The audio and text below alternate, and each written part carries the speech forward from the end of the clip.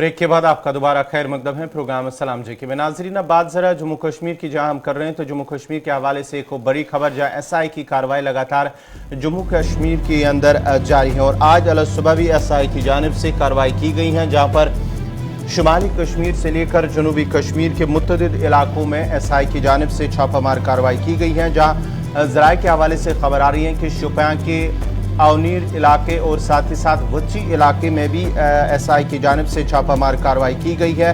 वहीं साथ ही साथ शुमाली कश्मीर के पट्टन इलाके में भी मोहम्मद अल्ताफ नामी एक शख्स के घर पर छापामारी हुई है और छापामार कार्रवाई के दौरान एसआई टीम के हमरा पुलिस और सीआरपीएफ एहलकार भी शामिल थे। शुमाली कश्मीर के पट्टन इलाके से मज़ीद तफसीलात के लिए सीधा चलते हैं अपनी नुमाइंदी राही निसार के पास। राही, क्या कुछ अपडेट है इस हवाले से जो शुमाली कश्मीर में भी एसआई की जानिब से छापामार कार्रवाई की गई?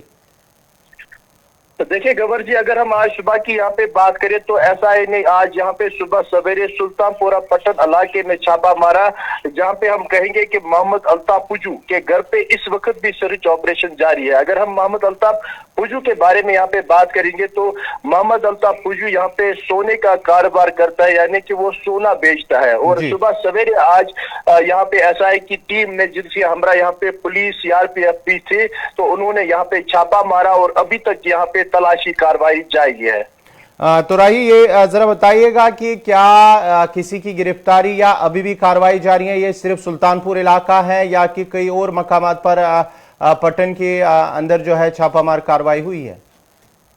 देखिए गवर जी, खाली अभी तक सुल्तानपुरा पट्टन में ही ये छापा मारा गया है और जो मैंने कहा कि अल्ताफ जो अहमद जो पुजू के नाम से यहाँ पे ये शख्स है, उसी के घर पे इस वक्त भी सर्च जारी है। अभी किसी की गिरफ्तारी अमल में नहीं लाई गई है, अलबत्ता अभी भी जो एसआई की टीम है वो मकान के अंदर है और इस वक्त भी सर्च वो कर रहे हैं। राही, जरा ये भी बताएगा क्या इस हवाले से कोई तफसीलात है कि किन वजूहात या किस मामले को लेकर ये जो है छापा मारा गया?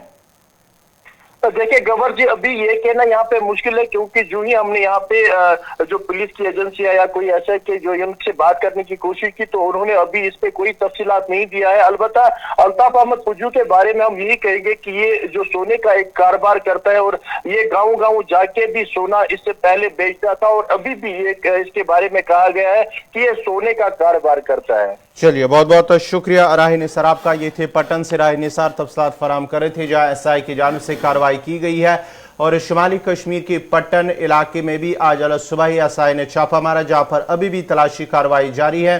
पुलिस और सीआरपीएफ एहलकार जो है वो एसआई टीम के हमरा है। उसके साथ साथ ही जनूबी कश्मीर की आवनेरा और वच्ची के शोपियां का जो ये दो इलाके हैं, वहां पर भी एसआई की जानिब से छापामार कार्रवाई जो है वो जारी है। चलिए, बात थी जम्मू कश्मीर के हवाले से बात हो रही है। रियासती तहकीकाती एजेंसी यानी स्टेट इन्वेस्टिगेशन एजेंसी इस वक्त कार्रवाई में मसरूफ है। अब आपको जम्मू लिए चलते हैं। वादी कश्मीर के बाद जम्मू के अंदर भी आने वाले दिनों के अंदर कुछ मंसूबों पर काम होगा, जिसके लिए सरकार की तरफ से कमर कस ली गई है। और बड़ी खबर यह है कि आने वाले दिनों के अंदर चूंकि अब बड़ी तादाद में आप शिव खोड़ी जैसे जो अहम मजहबी मकामात हैं या फिर इसके अलावा जो शंकराचार्य मंदिर हैं, इन मंदिरों के रोपवे प्रोजेक्ट्स का भी काम जो है वो शुरू कर दिया जाएगा। साल 2025 डेडलाइन रखी गई है कि इस काम को पूरा कर लिया जाएगा। और माता वैष्णो देवी के बाद अब रियासी जिले का एक अलग जो सबसे अहम है या प्रसिद्ध धार्मिक स्थल कह लीजिए शिव खोड़ी, इसके साथ साथ श्रीनगर का जो शंकराचार्य मंदिर है, इसके लिए भी रोपवे शुरू करने की तैयारी लेफ्टिनेंट गवर्नर इंतजामिया की तरफ से की जा रही है। और इन दोनों प्रोजेक्टों को अगले साल शुरू करके 2025 तक लोगों के हवाले कर दिया जाएगा, लोगों को वक्फ कर दिया जाएगा, यानी इनको इस्तेमाल भी 2025 के वस्त में लाया जाएगा। 10 से 20 हजार जो कि श्रद्धालु जो दोनों मकामात पर बड़ी तादाद में पहुंचेंगे और इन रोपवेज से एक साथ जो फायदा उठा सकेंगे।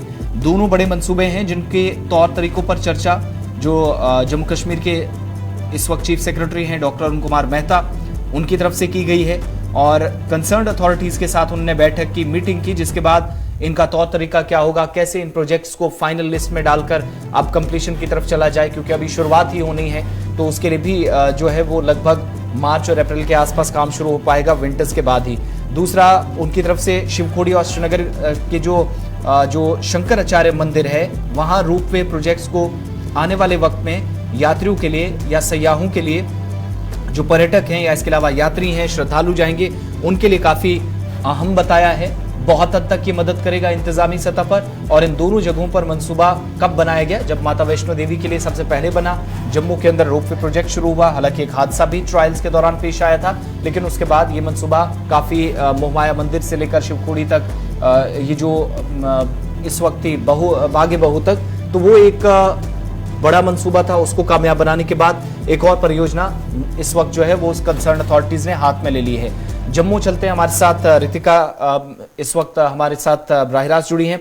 रितिका, क्या ये डेडलाइन है और इन दोनों प्रोजेक्ट्स को कंप्लीशन के लिए तो 2025 का साल रखा गया है, लेकिन अभी शुरुआत होनी है, किस तरीके से इन दोनों प्रोजेक्ट्स को अंजाम दिया जाएगा? क्या बैठक हुई है जिसमें विशेष रूप से चर्चा हुई है रोपवे प्रोजेक्ट्स को लेकर? श्रीनगर और जम्मू या रियासी जिले का ये जो बड़ी परियोजना है। जी बिल्कुल, आपको बता देना चाहते हैं कि तमाम लोकल और नॉन लोकल्स के लिए एक आकर्षण का केंद्र भी रहेगा और कहीं ना कहीं एक तोहफा भी सरकार के द्वारा तैयार किया जा रहा है, जिसमें कटरा रियासी की मैं बात करूं, वहां पे शिवखोड़ी और श्रीनगर में श्री शंकराचार्य मंदिर में रोपवे का कार्य जल्द शुरू करवा दिया जाएगा। और अगले साल के लिए समय बताया जा रहा है कि अगले साल से इस रोपवे का कार्य शुरू करवाया जाएगा, जिससे किलोमीटर्स का डिस्टेंस जो कि काफी घंटे लगते हैं यात्रियों को इस स्थान में पहुंचने में, वो कुछ मिनटों में कवर हो जाएगा। और कहीं ना कहीं यात्रियों के ज्यादा बढ़ने की उम्मीद भी है और रोजगार के कई साधन इस रोपवे के बनने के बाद वहां पे उभरेंगे। तो ये दोनों जो जगह हैं आज के वक्त में, क्या ये जो शिवखोड़ी का चूंकि धार्मिक स्थल है, बड़ी संख्या में लोग इन दिनों भी आते होंगे, कैसे अभी व्यवस्था होती है जब तक रोपवे वगैरह ये सारी चीजें प्रोजेक्ट्स हैं वो जमीन पर बनेंगे, उतरेंगी चीजें? अगर मैं शिवखोड़ी की बात करूं, वहां पे मेन स्टेशन जहां से टिकट्स मिलती हैं, एंट्रेंस होती है, वहां से लेके गुफा तक का सफर या तो पैदल तय करते हैं यात्री, या तो फिर वहां पे पोनी वालों की व्यवस्था की गई है, ताकि जो ओल्ड एज है या किसी भी कारण से जो चलने में अस्वस्थ है उन्हें वहां पे गुफा तक पहुंचाने का कार्य किया जाए। और शंकराचार्य मंदिर में भी पैदल जाने की व्यवस्था है, जिसमें 2.50 किलोमीटर एंड 2.70 किलोमीटर के हिसाब से डिस्टेंस पड़ता है और काफी घंटों का समय यात्रियों को लगता है। तो ऐसे में अगर रोपवे बन जाता है, सिर्फ जहां से रोपवे खत्म होगा वहां से गुफा की जो दूरी होगी सिर्फ 9 मिनट की होगी, यानी कि समय की बचत भी होगी और आसपास काफी ऐसी चीजों का निर्माण भी किया जाएगा जिससे लोकल्स के लिए कहीं ना कहीं निर्वाह के साधन निकलेंगे और यात्रियों को काफी सुविधा होगी। बहुत बहुत शुक्रिया तमाम डिटेल्स देने के लिए और ये बताने के लिए कि दोनों प्रोजेक्ट्स सरकार के सामने हैं और जरूरी हिदायत चीफ सेक्रेटरी या मुख्य सचिव कह लीजिए डॉक्टर अरुण कुमार मेहता की तरफ से मुतल्लिका महकमे को दी गई है। कंसर्न अथॉरिटीज से कहा गया है कि फौरी तौर पर काम शुरू करने के लिए जो डिटेल प्रोजेक्ट रिपोर्ट है उस हिसाब से काम शुरू करें। और इन सब के दरमियान अब हमें इस बात का भी इंतजार करना होगा कि अहम मंसूबों पर जिस जिस हिसाब से काम किया जाएगा उस हिसाब से हम देखेंगे कि शायद कोई बड़ी पेशरफ्त भी हो। लेकिन मंसूबे कुछ ऐसे हैं जो सरकार के नोटिस में थे। इनमें बड़े मंसूबे ये हैं कि सेहत का निजाम भी, बुनियादी ढांचा या फिर यहां पर डॉक्टरों या अमले की कमी कोई कहीं पर महसूस ना की जाए, इस तरीके से प्लान्स बनते हैं। लेकिन प्लान बहुत हद तक नाकाम भी नजर आते हैं, फेल नजर आते हैं। और वस्ती कश्मीर के गांदरबल के अंदर भी सिचुएशन गौहर कुछ ऐसी बनी है उस बड़े सरकारी अस्पताल पर जिस पर एक बड़ी आबादी आज के वक्त में भी इंहिसार करती है। जी हाँ, बात अगर हम वस्ती ज़िला गांदरबल की करते हैं, वहाँ पर भी PSC है और वहाँ पर तिबी अमले या जो दीगर सहूलियात है उसकी जो कमी है उसकी वजह से वहाँ पर मरीजों और साथ ही साथ लोगों को मुश्किलात का सामना करना पड़ रहा है। बात करेंगे हम जहाँ PSC गांदरबल की बात करेंगे तो वहाँ पर अक्सर बेशतर जो इस तरह की शिकायतें मौसूल हुई हैं कि लोगों को वहाँ पर अगरचे तिबी सहूलियात की अदम दस्तियाबी हैं तो उसकी वजह से आम लोगों को दिक्कतें पेश आ रही हैं, जहां पर डॉक्टरों की अदम दस्तियाबी या डॉक्टरों की कमी के साथ साथ जो दीगर तिबी और नीम तिबी अमला है उसमें उनकी कमी की वजह से वहां पर आने वाले मरीजों को मुश्किलात का सामना करना पड़ रहा है। ये गांदरबल की हम बात करेंगे, प्राइमरी हेल्थ सेंटर गांदरबल, जहां पर डॉक्टरों की कमी और दीगर जो नीम तिबी अमला है उनकी कमी की वजह से आने वाले मरीजों को मुश्किलात का सामना। जबकि वहाँ पर अगर हम बात करेंगे तो हालत उसकी इस तरह भी है क्योंकि लोगों की शिकायतें जो मौसूल हो रही, जो इंफ्रास्ट्रक्चर उसके अंदर होना चाहिए या जो सहूलियात होनी चाहिए या मशीनरी की बात करेंगे उसकी कमी की वजह से भी मरीजों को या तो दूर निजी अस्पतालों का रुख करना पड़ता है या फिर उन्हें एक कसीरा कम खर्च करके दूसरे अस्पतालों में जाना पड़ता है, क्योंकि एक जो प्राइमरी हेल्थ सेंटर है वहाँ पर नज़दीकी लोगों कई हज़ार लोग जो है इसके साथ मुंसलिक हैं, वाबस्ता है, जो इस पर डिपेंडेंट है, लेकिन वहाँ पर जो है बुनियादी सहूलियात का फुकदान है, उसकी वजह से आने वाले मरीजों को मुश्किलात का सामना करना पड़ रहा है। और ये मसला सिर्फ अमले का नहीं है, डॉक्टरों की कमी का नहीं है, इंफ्रास्ट्रक्चर भी जो इस वक्त कमी मुख्तलिफ इलाकों के अंदर है, उनमें से एक ये इलाका भी है। माजी में भी कई तरह की शिकायत हैं इन बड़े इलाकों का या बड़े अस्पतालों का, बड़े इदारों का, इसलिए भी जिक्र करना ज़रूरी है क्योंकि मौजूदा वक्त में सूरत हाल कुछ ऐसी है जहां पर हम ये देख रहे हैं कि बहुत बड़ी आबादी इन पर इन्हिसार करती है और इंफ्रास्ट्रक्चर की कमी भी वस्ती ज़िले के अंदर, गांदरबल एरिया वाइज भी बड़ा डिस्ट्रिक्ट है और सेहत की जो देखभाल है वो बुरी तरह मुतासिर हो रही है। गांदरबल ज़िले के अंदर सहूलियात शायद कम ना होती अगर इंफ्रास्ट्रक्चर बेहतर होता। मुख्तलिफ इलाकों से इस तरह की शिकायत मौसूल होती रही कि जहां जहां पर ढांचा तैयार किया गया वहां पर भी कामकाज सिर्फ इसलिए मुतासिर हुआ क्योंकि मरीज जब इलाज के लिए पहुंचते हैं तो फिर लास्ट का ऑप्शन श्रीनगर ही बचता है। अब अमले का कम होना ये तकरीबन हर एक बड़े अस्पताल की या बड़े इदारे की सिचुएशन ऐसी बनी है। जब हम करना कुपवाड़ा की बात करते हैं तो वहां पर भी इंतजामिया कई बार ये मान चुकी है कि इन इलाकों में जहां पर सबसे ज्यादा सरमा के दौरान मुश्किलात रहेंगी और अभी सीजन की पहली बर्फ पड़ी तो वहां पर भी शोर शराबा शुरू हो गया था कि डॉक्टर्स नहीं है, अमला नहीं है, इंफ्रास्ट्रक्चर बना दिया गया है लेकिन किसी को बिठाने की जिम्मेदारी कोई नहीं लेता। अब जो प्राइमरी हेल्थ सेंटर है ब्रिगान का वो भी सरकारी है लेकिन बहुत सारी कमियां यहां पर भी पाई जाती हैं। लेकिन ओवरऑल डिस्ट्रिक्ट की जब बात होती है तो पीएचसी कंगन हो या फिर इसके अलावा हम देख रहे हैं सब डिस्ट्रिक्ट हॉस्पिटल है, डिस्ट्रिक्ट हॉस्पिटल है, वहां से भी वक्तन फवक्तन शिकायत मौसूल होती रही हैं। लेकिन सरमा से पहले बहुत सारी चीजें इंपॉर्टेंट हो जाती हैं। इस पर और बात करने के लिए हमारे नुमाइंदे सलीम वानी इस वक्त हमारे साथ गांदरबल से हैं। सलीम, असल में माजरा क्या है? बहुत सारे इलाकों से आपके जिले से शिकायत हैं कि इंफ्रास्ट्रक्चर अगर कहीं पर है तो फिर अमला नहीं है या फिर अगर कहीं पर कुछ भी नहीं है तो फिर ना अमला नजर आता है, ना इंफ्रास्ट्रक्चर है, ना डॉक्टरों की है। क्या मजीद इकदामात सरमा से कबल हमें नजर आएंगे? सरमा तो ऑलमोस्ट शुरू ही हो गया है लेकिन आज के वक्त में भी पीएचसीज हैं, सीएचसीज हैं, वहां पर भी परेशानी इसी तरह की जैसी सब डिस्ट्रिक्ट हॉस्पिटल से शिकायत मौसूल हुई थी। आपने पहले भी इस पर कवरेज की है। देखिए, आज गांदरबल जिले की बात करेंगे तो शायद जो हेल्थ सेक्टर है वो ना होने की बराबर है। चाहे डिस्ट्रिक्ट हॉस्पिटल गांदरबल हो, चाहे ट्रामा हॉस्पिटल कंगन हो, चाहे सोनमर्ग का हो, चाहे गोंड का हो, चाहे छतरपुर का हो, चाहे नूनर का हो, जितने भी सारे बड़े बड़े पीएचसी है या हॉस्पिटल है उनमें बड़ी बड़ी मशीनें लगाई गई हैं, बड़ी बड़ी बिल्डिंगें बनाई गई हैं, लेकिन जो अंदर चलाने वाले हैं या वहां पे जो भी फैसिलिटीज है वो नहीं है। पिछले 10 सालों से या 15 सालों से यहाँ पे सबसे बड़ी बात है कि मैटरनिटी हॉस्पिटल जो कंगन का है वो पिछले 12 सालों से इंतजार में है कि मुझे कब यहाँ पे इनाग्रेशन होगी। लेकिन कंगन के लोग पिछले 4 सालों से ये गुहार लगा रहे हैं कि इस हॉस्पिटल को कब इनाग्रेशन हो जाएगी, लेकिन वो भी नहीं हो रही है।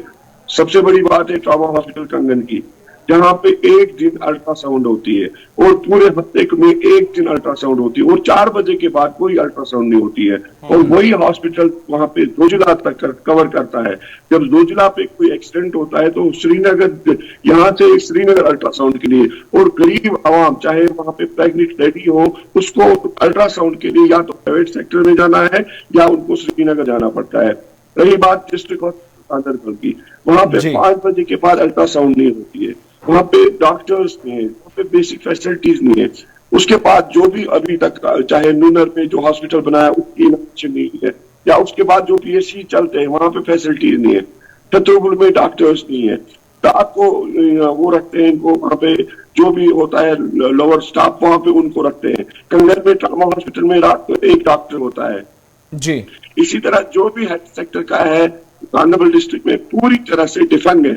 2 सालों से मतलब ये न्यूज़ें भी चली, यहाँ पे बहुत सारे लोगों ने गुहार भी लगाई कि हेल्थ सेक्टर को ठीक किया जाए। शायद ही गफलतशारी है और मनमानी की वजह से इस पे कोई ध्यान नहीं दिया जाता। अच्छा, जो जराया हमारे ये भी बताते हैं सलीम कि एमआरआई फैसिलिटी, डिजिटल एक्सरे या ब्लड बैंक जो है वो जिन जिन अस्पतालों में होने चाहिए और जिन जिन अस्पतालों का आप नाम ले रहे हैं, कितने ऐसे अस्पताल हैं ये चीजें अवेलेबल कर रहे हैं? क्योंकि ये इलाका गांदरबल है तो इसलिए इंपॉर्टेंट नहीं बल्कि इसलिए भी क्योंकि यूनियन टेरिटरी लद्दाख का वो हिस्सा लगता है जहां पर अक्सर हादसात होते हैं, बहुत खतरनाक एरिया है, तो उस हिसाब से भी काफी अहमियत बढ़ जाती है इस जिले की।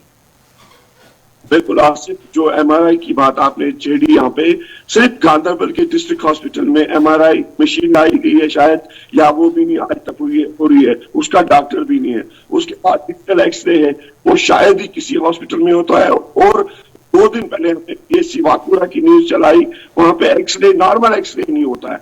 वाकुरा सबसे बड़ा तहसील है गांधरबल का, लेकिन हेल्थ सेक्टर पूरा डिफेंड। मैं ये कहना चाहता हूँ, कितना बोले, लोग भी अब थक गए बेचारे। सलीम, जरा ये भी बताएगा, ये भी खबर आ रही है एक जहां पर पोस्ट्स है वैकेंट है, वहां पर उनको तैनात, अमले को तैनात नहीं किया जा रहा। और दूसरी बात ये भी है कि जहां पर अगर कहीं पे जो अमला है वो तैनात है, लेकिन वो दूसरी जगह तनख्वाह ले रहा है, क्या इस तरह की भी शिकायतें आ रही है? बिल्कुल, बहुत सारे हॉस्पिटल है, जैसे कंगन का ट्रॉमा हॉस्पिटल है, यहाँ पे डॉक्टर शायद वो मतलब हमने लास्ट टाइम डिटेल्स निकाली थी, और ऑन ग्राउंड यहाँ पे 13 डॉक्टर 13 डॉक्टर काम करते हैं। या तो ये डॉक्टर किसी जगह डिस्प्यून उन्हें रखे हैं ऑन ग्राउंड। इसी तरह सीएमओ गांधरबल में कोई डॉक्टर वाकुर से उठा के लाया है, वो तनख्वाह गांधरबल से देते हैं। इसी तरह वो हमारी शिकायतें हैं, लेकिन सुनने के लिए कोई तैयार नहीं। बहुत बहुत शुक्रिया तफसीलात फराहम करने के लिए। ये सारी सूरत हाल है मुख्तलिफ उन अस्पतालों की जो इस वक्त वस्ती कश्मीर के गांधरबल के इलाकों के अंदर, चूंकि एक बड़ी आबादी है मुख्तलिफ हिस्सों में, तो इन इदारों पर इंहिसार करती है, तो पीएचसीज में। अब ये बात सिर्फ यहीं तक नहीं रुकती है, सेंट्रल कश्मीर से थोड़ा सा साथ में आइएगा, नॉर्थ कश्मीर की तरफ आपको लिए चलते हैं। एक और ढांचा कैसे तैयार करने की बात कही गई, प्लानिंग कैसे तरतीब दी गई, लेकिन आज के वक्त में भी एक तवील मुद्दत के बाद भी सोपुर के अंदर ये सारा जो सिलसिला चल रहा है, और सोपुर के अंदर बनने वाला जो इंडोर स्टेडियम है उसकी क्या हालत है, वो भी जरा गौहर आपको बताएंगे और तस्वीरें भी साथ साथ दिखाएंगे। बिल्कुल, बात करेंगे शुमाली कश्मीर के सोपुर इलाके में जो साल 2017 में एक इंडोर स्टेडियम पर काम शुरू हुआ, और तब कहा गया था कि 2 साल के अंदर इसे मुकम्मल किया जाएगा। उन नौजवानों के लिए, उन नौजवान खिलाड़ियों के लिए जो खेल के साथ मुंसलिक हैं, जो मुख्तलिफ खेलों के साथ अपनी जो है उनकी ख्वाहिश थी कि वो खेल सके। लेकिन 5 साल गुजर जाने के बावजूद भी अभी तक इंडोर स्टेडियम मुकम्मल न हो सका, जिसकी वजह से वहाँ पर खेलने वाली बच्चों को मुश्किलात का सामना भी करना पड़ रहा। उनका मानना है कि अगर यहाँ पर इंडोर स्टेडियम तैयार होता तो जो वहाँ पर खेल, जो इंडोर गेम्स हैं वो खेल सके, कहीं ना कहीं वो भी नेशनल या इंटरनेशनल लेवल पर आगे वो खेल सके। उन्हें यहाँ से प्रैक्टिसेस मिलती और यहाँ पर वो खेल का उन्हें मौका मिलता, तो उसके बाद ही वो आगे जाए या डिस्ट्रिक्ट लेवल पर भी वो खेल सके। लेकिन इंडोर स्टेडियम न होने की वजह से उन्हें मुश्किलात का सामना करना पड़ रहा है। साल 2017 में काम शुरू हुआ, लेकिन 5 साल का वक्फा गुजरने के बावजूद भी अभी तक वो तशने तकमील है।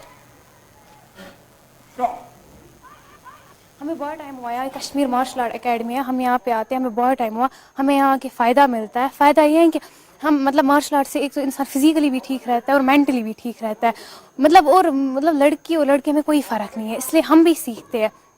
और प्रॉब्लम ये है कि हमें नया स्टेडियम में मिला है, नई जगह मिली है, तो ये है कि हमें यहाँ पे छत नहीं है, जिससे हमें प्रॉब्लम होती है। आज धूप की वजह से प्रॉब्लम होती है, और विंटर में फिर बर्फ़ होती है, बारिश होती है, उसकी वजह से प्रॉब्लम होती है। इसलिए हम गुजारिश करते हैं कि हमें छत मिलना चाहिए। पूरा साइड से रहती हूँ और मैं यहाँ पे कोच हूँ, मैं यहाँ पे इंस्ट्रक्शंस देती हूँ।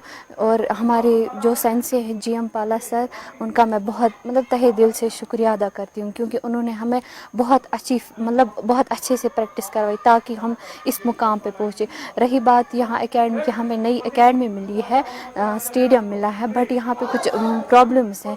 आज धूप की वजह से हमें प्रॉब्लम हो रही है, और कल बारिश होगी, कहीं बर्फ़ होगी विंटर्स में, तो उस टाइम हम बहुत प्रॉब्लम में पड़ जाएंगे। इसलिए मैं DC मैम से गुजारिश करती हूँ, वो हमें कुछ फैसिलिटीज़ हैं यहाँ पे, वो हमें पूरी करके दें।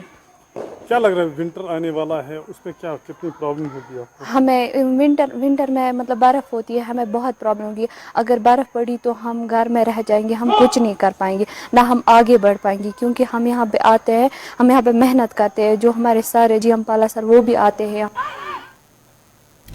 चलिए, इंफ्रास्ट्रक्चर कैसा है, ये उन नौजवानों की बात हो रही है जिनके लिए कल भी एक प्रोग्राम हो रहा था, तो लेफ्टिनेंट गवर्नर की तरफ से बहुत सारी बातें उस वक्त भी कही गई कि नौजवानों को आसानी के साथ अगर हम सहूलियात दें, उन्हें इसके लिए ज़्यादा मशक्क़त ना करने पड़े, तो वो भी काम अपना बेहतर तरीके से जानते हैं। लेकिन ये उन बच्चे और बच्चियों की बात है जो इंडोर स्टेडियम अपने इलाके के अंदर, बजाय इसके कि ये श्रीनगर जाएं या आसपास के हिस्सों में इस इंफ्रास्ट्रक्चर के लिए दौड़ धूप करनी पड़े अपने इलाके के अंदर, लेकिन उसे भी छत नहीं है। फिर से सरमा शुरू हुआ है, गर्मियों में ज़्यादा धूप की वजह से परेशानी और फिर एनर्जी लेवल थोड़ा सा डाउन हो तो किसी भी खिलाड़ी का इंफ्रास्ट्रक्चर कितना ही बेहतर हो, उसका खुद का इंडिविजुअल कैपेसिटी में जो खेल खेलने का मादा होता है, उसकी सलाहियत होती है, उस पर भी बहुत मनफी असरात मुरतब होते हैं, वो भी कम होती है। आगे बढ़ते हैं, बात अब जरा उन लोगों की भी करते हैं जिनको जीएसटी बिलिंग का प्रोसेस होता है, भरने होते हैं, और इस बार जीएसटी बिल जो आपने भरने हैं, जो जीएसटी अदा करना है, उसके लिए थोड़ा सा और भी आपको राहत है, क्योंकि इस बार सरकार की तरफ से इसमें मजीद जो आखिरी डेट रखी गई थी, तारीख रखी गई थी, उसमें तौसी कर दी गई है। और जीएसटी रिटर्न की आखिरी तारीख में तौसी करने का मकसद ये है या मतलब है कि बहुत सारे लोग अभी तक अपना ये जो बिलिंग प्रोसेस है वो फिल नहीं कर सके थे, और इन सब के बीच में सीबीआईसी की तरफ से कहा गया कि हुकूमत ने सितंबर के महीने में जीएसटी रिटर्न दाखिल करने की जो आखिरी तारीख थी एक दिन बढ़ाकर 21 अक्टूबर कर दिया था, वो भी खत्म हुई और इसमें एक दिन और दिया गया है, और यानी 21 तारीख तक ये खत्म होनी थी, एक दिन का और इजाफा किया गया। और टैक्स दहिंदगान को जीएसटी पोर्टल की जो सुस्त काम का सामना करना पड़ रहा था, जो कुछ टैक्स दहिंदगान के लिए माहाना जीएसटी रिटर्न दाखिल करने की आखिरी तारीख होती है, उससे पहले उनको कई तरह की मुश्किलात भी आती हैं। तो सीबीआईसी जिसने जीएसटी काउंसिल के साथ ये मुशावरत करने के बाद ये फैसला लिया है, यानी एक दिन 21 अक्टूबर जो पहले मंजूरी 21 अक्टूबर तक दी थी, उसमें थोड़ा सा वक्त और मिलेगा, 12 से 24 घंटे और, जहां पर वो टैक्सों की अदायगी का जो फॉर्म है वो अपने हिसाब से, या जीएसटी रिटर्न जिसे कहते हैं, वो भर सकेंगे। ये सिर्फ एक अपडेट था, क्योंकि जीएसटी नेटवर्क जो है जीएसटीएन, वो टेक्नोलॉजी बैंक जो गुड सर्विसेज एंड टैक्स है, जीएसटी है, वो रिटर्न के लिए एक तारीख तय कर देता है। अगर उस पर परेशानी आए रिटर्न में तो उसमें फिर तौसी का फैसला लिया जाता है। अब जरा बात करते हैं गौहर, भारत और चीन के हवाले से भी, क्योंकि लगातार दोनों अतराफ से सरगर्मियां अंजाम दी जा रही हैं। एक तरफ ये कहा जाता है कि चीन की तरफ से इंफ्रास्ट्रक्चर को बेहतर बनाया जा रहा है लाइन ऑफ एक्चुअल कंट्रोल पर, लेकिन खबर यह है कि अरुणाचल प्रदेश में भी सरमा से बचने के लिए, जो सर्दी की शिद्दत है उससे बचने के लिए भारत सरकार भी अफवाज के लिए पूरे काम इस वक्त बिल्कुल, जिस तरह से अगर बात करेंगे चीन और भारत के दरमियान जो कशीदगी लगातार जारी है, चाहे सरहद की बात करेंगे तो जहां पर चीन जो है अपनी तैयारियां कर रहा है, क्योंकि सरमा भी आने वाला है। सरमा ऑलमोस्ट इन इलाकों के अंदर तो शुरू हो चुका है, लेकिन कहीं ना कहीं अब भारत की जानिब से भी तैयारियां की जा रही हैं। पायलट प्रोजेक्ट जो है वहाँ पर जो सरहद पर जो चीन के साथ सरहद मिल रहा है, लाइन ऑफ जो है एक्चुअल कंट्रोल, वहाँ पर अब भारत की जानिब से भी उन फौजियों का मनोबल बढ़ाने के लिए अब तैयारियां की जा रही हैं, और जो पायलट प्रोजेक्ट के तहत उन्हें उस तरह की सहूलियात फराम की जा रही है जहाँ पर उन्हें जो बेहतर सहूलियात फराम की जाएंगी, इस तरह की वहाँ पर सहूलियात उन्हें दस्तियाब रखी जाएंगी। चाहे हम अरुणाचल प्रदेश की बात करेंगे और वहाँ पर सर्दियों से बचने के लिए उन फौजियों के लिए एक बेहतर सहूलियात या फौजियों का मयार ज़िंदगी बुलंद करने के लिए हुकूमत की जानिब से तैयारियां की जा रही हैं, और तैयारियां भी शुरू हो चुकी हैं। उन्हें बेहतर सहूलियात फराम की जा रही हैं ताकि वो सरहद से बचने के लिए उनका जो मनोबल है वो बढ़ा रहे, वो कम ना हो। इस तरह से इंतज़ामिया की जानिब से, हुकूमत की जानिब से तैयारियां की गई हैं, यानी अफवाज की ज़िंदगी बेहतर हो और हर तरह की सहूलियात हों। फ़ौज की जो चौकियाँ हैं, गर्म मलबूसात का जहाँ तक इंतज़ाम करना है, बुनियादी ढांचे को मजबूत करना है, पायलट प्रोजेक्ट के तहत ये काम मशरकी हिमालय के अंदर इस वक्त जारी है।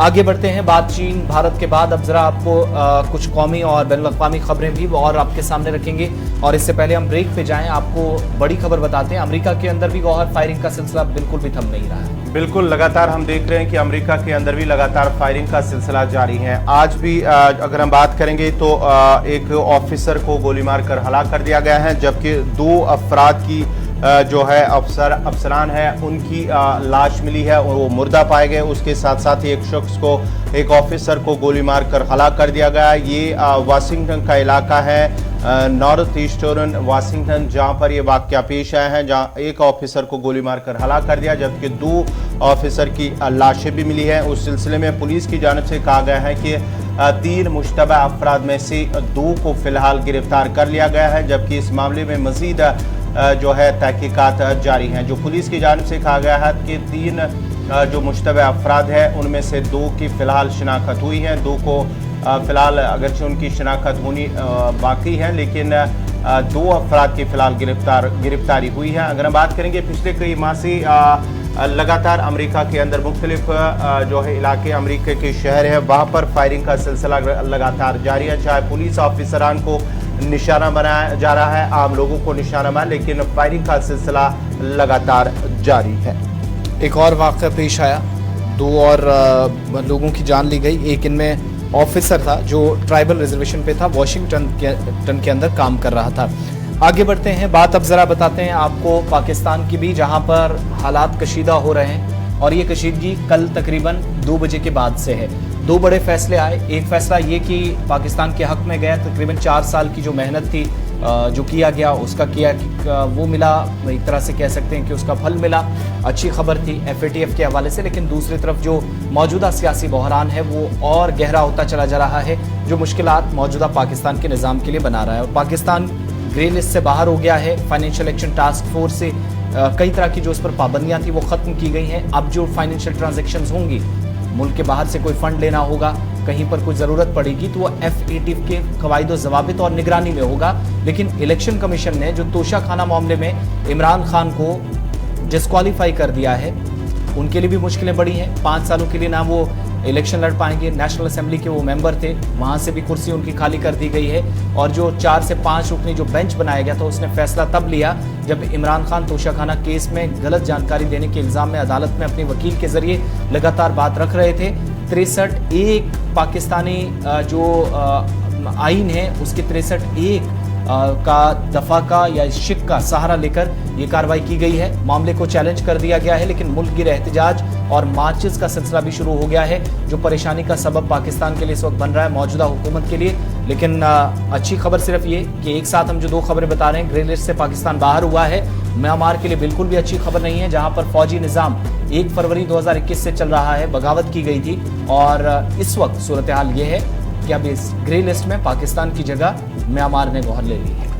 बिल्कुल, पाकिस्तान की बात करेंगे तो कल दिन वहां पर 2 बड़े फैसले आए हैं, जहां पर PTI के चेयरमैन और साबिक वज़ीर-ए-आज़म इमरान खान के हवाले से खबर तोशाखाना मामले में जहां इलेक्शन कमीशन की जानिब से उन्हें नाअहल करार दिया है, यानी कि उसके साथ साथ ही जो उसकी असम्बली में रुकनियत थी वो भी ख़त्म कर दी गई है। उसके साथ साथ ही 5 साल तक के लिए उन्हें नाअहल करार दिया गया। और दूसरी तरफ जब शाम देर गई, वहाँ पर पाकिस्तान के लिए एक अच्छी खबर, जहाँ FATF के हवाले से साल 2018 से पाकिस्तान FATF की ग्रे लिस्ट में था।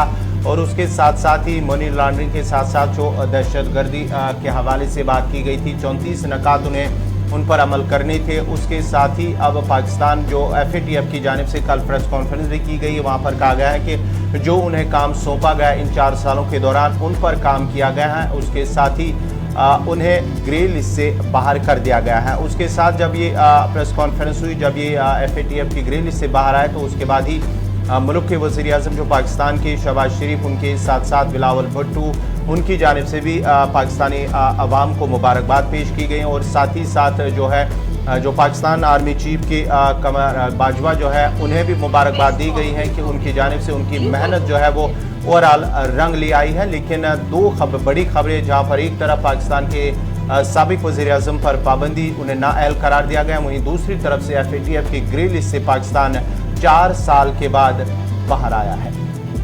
और इस सिलसिले में जो FATF की जानिब से कल एक प्रेस कॉन्फ्रेंस की गई है, उस हवाले से उन्होंने मजीद क्या कुछ कहा वो भी देखते हैं। Is Pakistan. Pakistan has been on FATF's grey list since 2018. After a lot of work by the Pakistani authorities, they have worked through 2 separate action plans and completed a combined 34 action items to address deficiencies in their anti-money laundering and counter-terrorist financing systems. The FATF welcomes this significant progress. As a result, Pakistan can now more effectively tackle anti-money laundering and terrorism financing. A FATF team has verified that the reforms are in place and that there is high-level commitment and capacity to sustain those reforms. These reforms are good for the stability and security of the country and indeed the region. That doesn't mean that there isn't more work to do. Going forward, Pakistan will need to work with the FATF's regional partner, the Asia Pacific Group, to continue to strengthen its systems.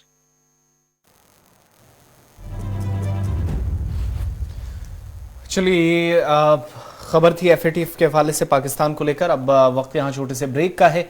Break के उस पार लौटेंगे तो फिर से हाजिर होंगे एक बार फिर कुछ और खबरों के साथ, लेकिन आप कॉल्स तब तक कीजिएगा, सीधा कॉल्स का सिलसिला शुरू करें।